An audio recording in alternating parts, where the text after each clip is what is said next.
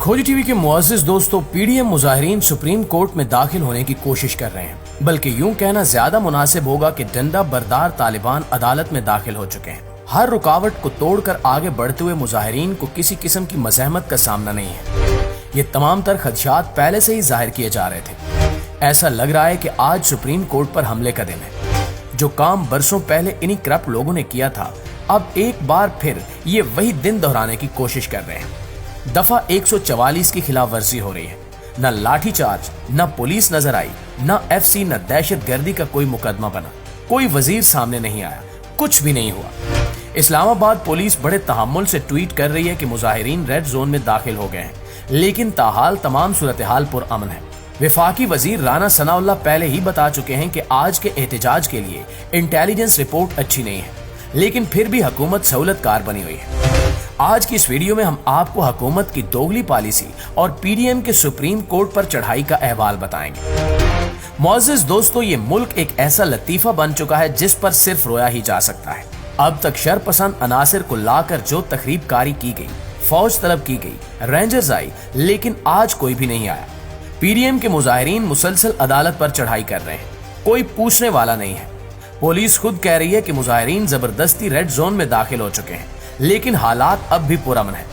Police सामने खड़ी तमाशा देख रही है, जबकि पीडीएम मुजाहिरीन अदालत का गेट फलांग कर रेड जोन में दाखिल हो रहे हैं। डंडा बरदार फौज जबरदस्ती पुलिस से तसादुम कर रही है, लेकिन वो इन्हें वेलकम कर रहे हैं। मौलाना फजलुर रहमान की डंडा बरदार अस्करी फौज चढ़ाई पर चढ़ाई कर रही है, जबकि हुकूमत और इंतजामिया खामोश तमाशाई बने बैठे हैं। जब तहरीके इंसाफ के लोग लाहौर से निकलते थे तो इस्लामाबाद पुलिस दूर इस्लामाबाद में मुतहरिक हो जाती थी। वहां से पुलिस आंखें दिखाना शुरू कर देती थी, जबकि आज तो इनके मेहमान आए हुए हैं। अब अगर तहरीके इंसाफ भी ऐसे हालात में एहतजाज करती है तो इनको रोकने के लिए क्या जवाब पेश किया जाएगा? इससे तो यही वाज़ेह होता है कि दफा 144 और 254 सिर्फ तहरीके इंसाफ के लिए नाफिज की जा सकती है। मुअज़्ज़िज़ दोस्तों, आज जमहूरी और गैर जमहूरी ताकतों के दरमियान जंग आखिरी मरहले में दाखिल हो चुकी है। जो सारी जिंदगी जमहूरियत का नाम लेते रहे, जदोजहद करते रहे, आज वो सुप्रीम कोर्ट पर चढ़ाई करके आखिरी रकत में ही नमाज तोड़ रहे हैं। मौलाना के डंडा बरदारों ने पहले सरीना चेक पोस्ट का गेट तोड़ा और सुप्रीम कोर्ट पर चढ़ाई के लिए पेशकदमी की, लेकिन इनके खिलाफ किसी किस्म की कोई कार्रवाई नहीं हुई, जबकि खुद राना सनाउल्लाह बता चुके हैं कि पीडीएम के रेड जोन में एहतजाज के मामले पर अच्छी इतलात नहीं मिल रही। इसलिए मौलाना फजलुर रहमान से मकाम तब्दील करने की दरखास्त की गई है, जिस पर वो हमें रात दीगर जमातों से मशवरा करके आगाह करेंगे।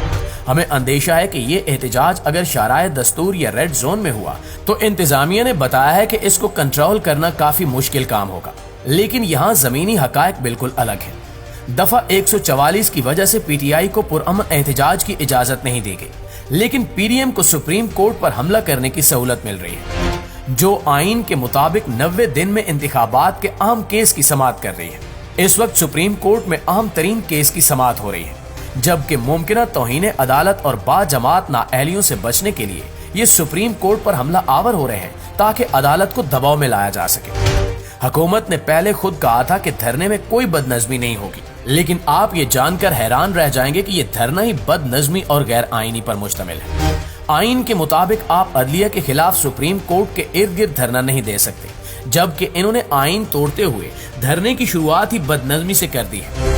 दूसरी तरफ सुप्रीम कोर्ट का 3 रुकनी बेंच सूबा पंजाब में 14 मई को इंतखाबात के मुतल्लिक इलेक्शन कमीशन की नजरसानी की दरखास्त की समाअत कर रहा है, और इम्कान जाहिर किया जा रहा है कि इस मुकदमे के दौरान आला अदलिया की तरफ से कोई सख्त हुक्म आ जाए। वज़ीर आज़म समेत काबीना नाअहल हो सकती है और इनको 7 साल तक जेल में डाला जा सकता है। इसी खदशे की वजह से पीडीएम टोला सुप्रीम कोर्ट पर हमला आवर हो रहा है, ताकि अदालत इनके खिलाफ फैसला न सुनाए। दोस्तों, इस गैर कानूनी और गैर आईनी धरने के खिलाफ पीटीआई और सुप्रीम कोर्ट बार एसोसिएशन ने चीफ जस्टिस और सुप्रीम कोर्ट के तहफ़्फ़ुज़ का ऐलान कर रखा है।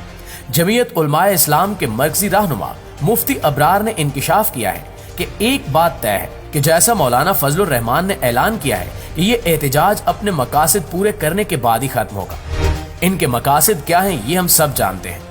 इनका वाहिद मकसद यही है कि इनको सुप्रीम कोर्ट NRO दे दे और इन पर कोई नाअहली की कार्रवाई ना चले।